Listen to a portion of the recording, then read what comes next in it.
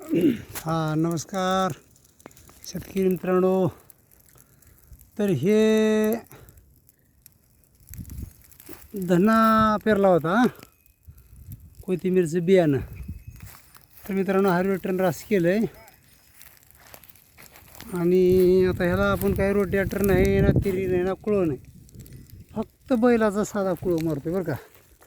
हे बघा 3 इंचीच्या पासानं असा कुळं मारतोय.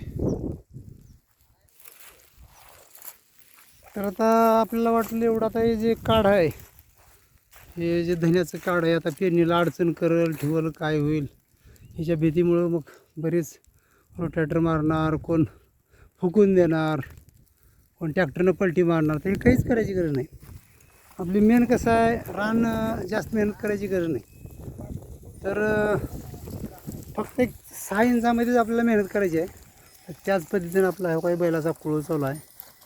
आणि ह्याला आता ही एक पाळी झाली, नंतर पाऊस पडल्याच्या नंतर आपल्याला काही धन्याचं पडलेलं बी म्हणा, काही तणाची बी म्हणा, तण उगवेल म्हणजे पेरणीच्या अगोदर. तर आपल्याला त्यावेळेस एखादी अजून कुळवाचीच पाळी घालायची आहे. पुन्हा डायरेक्ट बैलाच्या सहाय्यानं आपल्याला टिपणीवर ह्याच्यामध्ये आता तूर आणि उडीद किंवा सोयाबीन पेरायचे. तर हे असं रानाची तयारी चालू आहे. तर जास्त न मेहनत करता सुद्धा आपल्याला जास्त पीक घेता येतं आहे. आपली वडिलोपार्जित पण पद्धत हीच होती जुनी, जास्त रान एकदम ढिलं नाही करायचं. तर ह्या पद्धतीमध्ये हे बघा असं चालू आहे. ही पद्धत तुम्हाला कशी वाटली बघा.